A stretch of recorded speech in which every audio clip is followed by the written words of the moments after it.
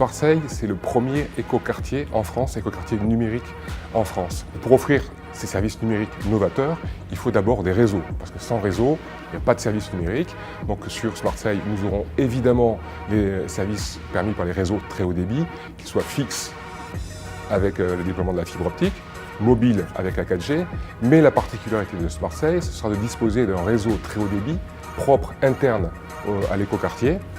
sur lequel reposeront un certain nombre de services offerts à l'ensemble des usagers de ce quartier, que ce soit des gens qui travaillent sur place ou bien des gens qui y habitent. On va retrouver des services plutôt classiques comme le Wi-Fi qui sera disponible partout, la vidéo tranquillité,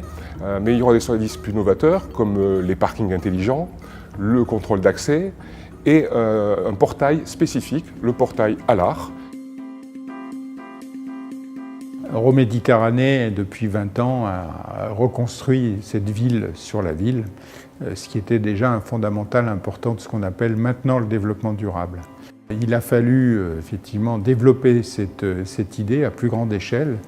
C'est l'objectif d'Euromed 2 et d'essayer effectivement de construire intelligemment une ville méditerranéenne durable, en accentuant la question de l'efficacité énergétique des bâtiments, de leur implantation intelligente sur le territoire, en prenant en compte la qualité des sols, l'orientation, les effets du climat méditerranéen avec la proximité de la mer, qui est un gisement de ressources naturelles extrêmement important, qui va permettre de chauffer ou de rafraîchir les bâtiments, mais en même temps de faire face au choc climatique du Mistral, la violence du soleil en se protégeant. Une autre dimension nous paraît fondamentale dans cette ville intelligente, c'est la manière dont on va se déplacer de façon à économiser le carbone. Donc une ville qui soit plus confortable, plus agréable à vivre et bien entendu une ville qui soit extrêmement accueillante pour les gens. Donc c'est-à-dire une ville où on va développer beaucoup les services. Et cette question d'être accueillante par rapport aux populations qui habitent sur place ou qui vont venir habiter, évidemment c'est là où les nouvelles technologies, où le rôle d'une société comme Orange est fondamental, c'est-à-dire le numérique au service de la qualité de vie.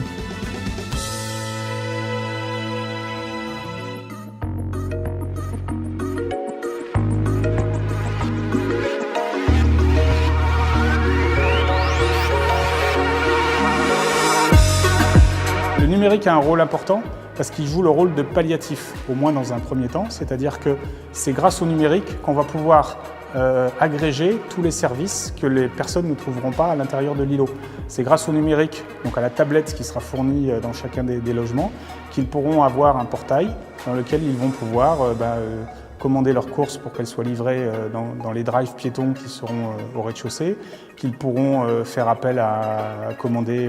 le pressing, le cordonnier, commander des livraisons de colis par exemple. C'est grâce à ça aussi qu'on va créer une vraie communauté au sein de cet îlot. L'idée, c'est que ce portail va permettre un vrai effet d'appropriation et d'échange entre les différents habitants de l'îlot. Le numérique est un outil qui sert surtout à recréer cette espèce de quartier, de vie de village qu'on veut absolument privilégier pour cet îlot.